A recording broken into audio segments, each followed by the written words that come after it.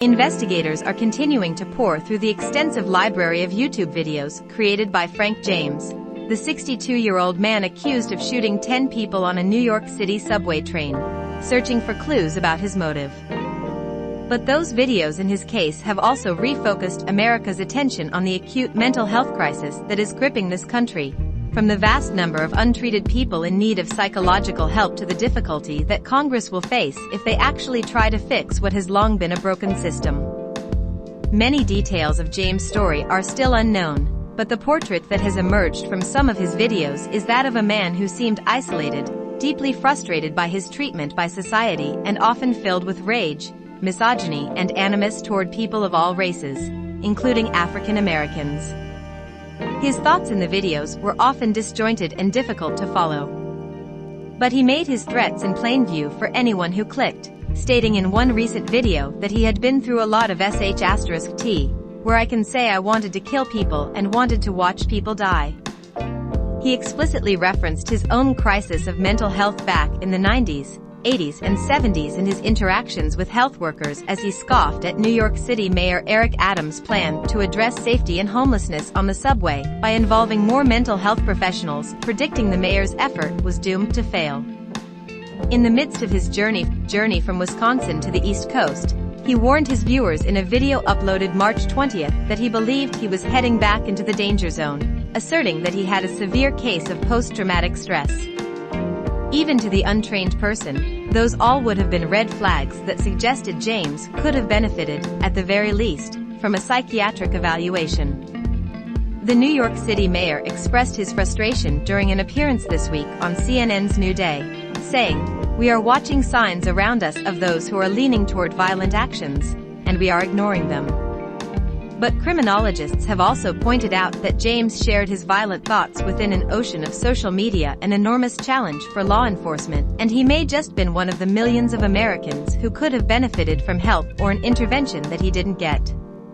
At a court hearing Thursday, Assistant U.S. Attorney Sarah Winnick described the attack as premeditated and carefully planned. James has been charged with violating a law that prohibits terrorist and violent attacks against mass transportation. He did not enter a plea and was denied bail.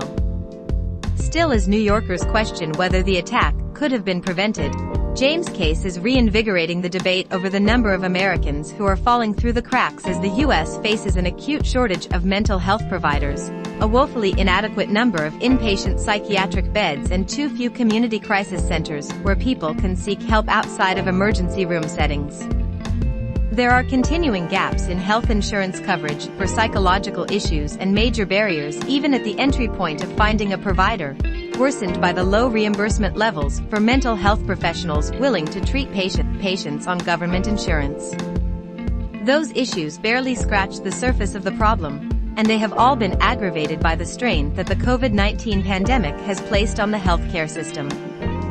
Even before the pandemic, studies showed that 1 in 5 Americans lived with a mental illness, and about 5.6% of adults were experiencing severe mental illness, including diagnoses like severe depression, bipolar disorder, or schizophrenia.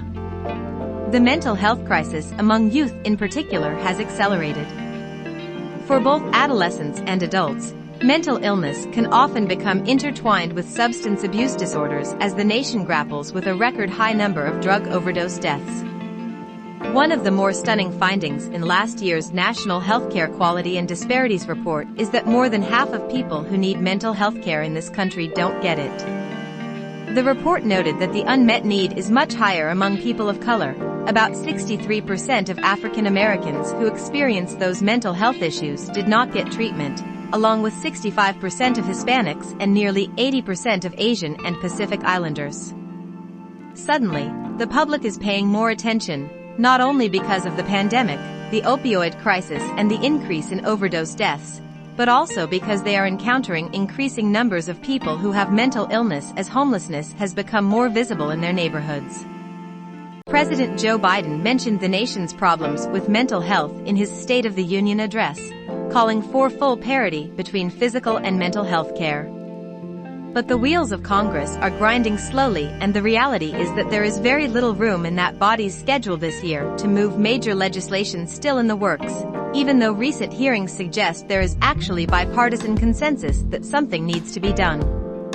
Oregon Senator Ron Wyden, a Democrat who heads the Senate Finance Committee, has joined forces with the panel's ranking Republican member, Senator Mike Crapo of Idaho, to put together what he called a major bipartisan effort to bring behavioral health care to the forefront of the U.S. health system. They have tasked 10 members, 5 from each party, to develop legislative solutions in 5 key areas that include bolstering the behavioral health workforce and improving care for children and young people. Wyden's goal is to draft legislation by the summer, and several other Senate and House committees are working on parallel tracks. The motivation stems from the fact that members of Congress are getting an earful about the need to address mental health from constituents. That is in part because of concern about rising crime and also how mental health, housing instability and homelessness can become inextricably intertwined, sometimes with disastrous outcomes. The shooting in Brooklyn followed several other high-profile incidents that have refocused attention on massive gaps in the mental health system.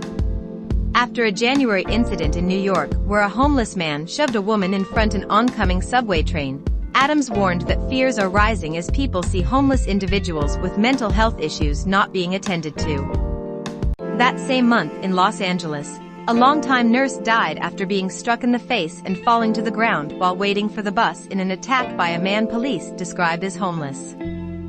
The act, police said, was without provocation and for no reason. Mitch Prinstein, chief science officer of the American Psychological Association, said it was important for the public to remember that the vast majority of people who have psychological symptoms are not violent, and that while these exceptions make headlines, for every violent person experiencing psychological symptoms, there are hundreds of thousands of people who are suffering silently. While there has been more attention to mental health because of the pandemic and other reasons, he said he is worried that what he's seen coming out of DC so far suggests incremental change.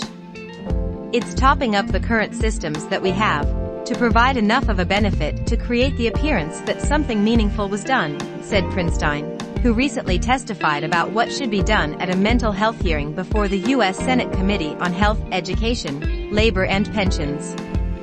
Prinstein told members of the committee in written testimony that they should focus on expanding the ranks of the mental health workforce and making it more diverse.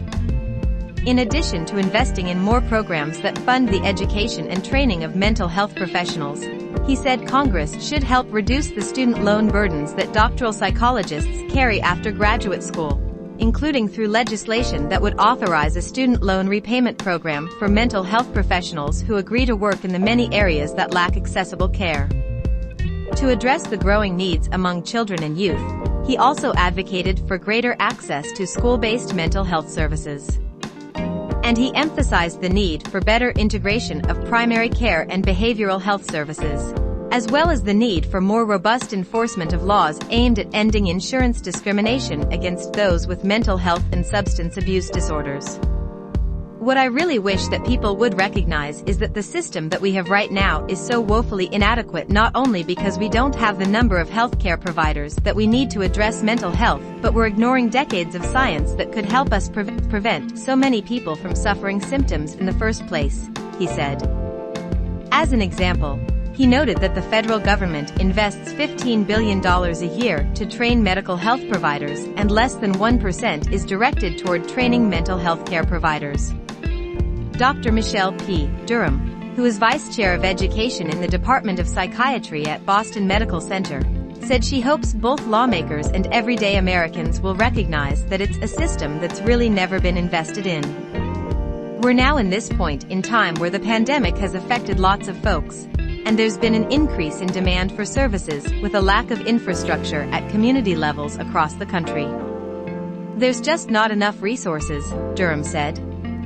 We have to invest in the infrastructure, we have to invest in our workforce, and then we have to invest in community supports, period, so that people can get treatment when they need it. She pointed to some of the ideas that Congress should explore, like greater investment in walk-in clinics at the community level and mobile crisis teams that can send out clinicians to evaluate and treat those who are experiencing a crisis, as well as successful programs like the Children's Behavioral Health Initiative in Massachusetts that has made more therapists, case managers, and peer support systems available to families within their communities.